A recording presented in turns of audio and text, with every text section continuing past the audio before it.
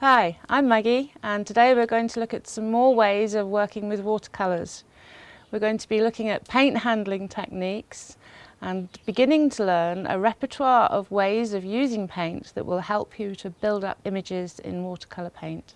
To begin, we need to consider that the paper, the whiteness of the paper is absolutely essential. You must preserve your whites and work from the light areas through to the dark areas.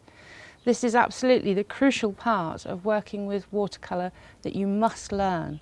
So you need to plan and think from the light areas, the whitest parts, the highlights, through down to the darkest areas. And that's the sequence that you must have in mind at all times.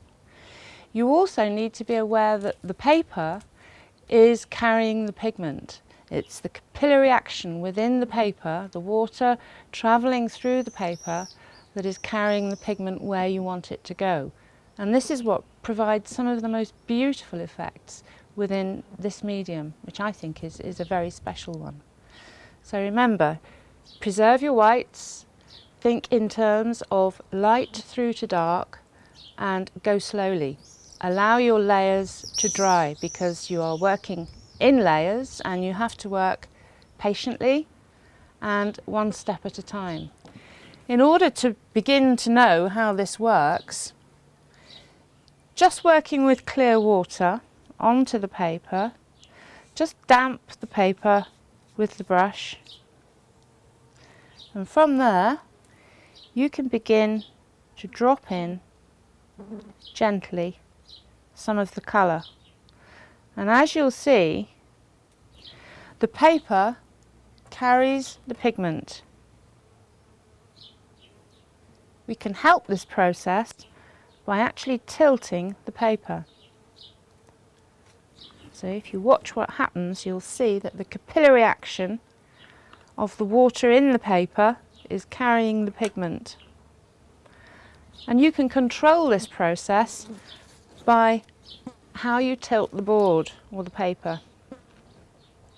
So from this starting point, you can then, once it's dry, begin to build up with different layering techniques so that eventually your image develops into what you had intended.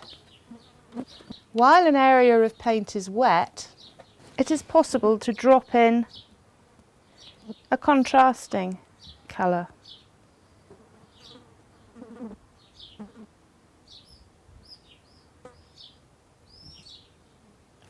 It's not always a completely predictable process, but for me this is part of what I enjoy about this medium. And now we'll leave that to dry and come back to working on it later when that layer has settled. Here is another sheet of different ways of applying paint.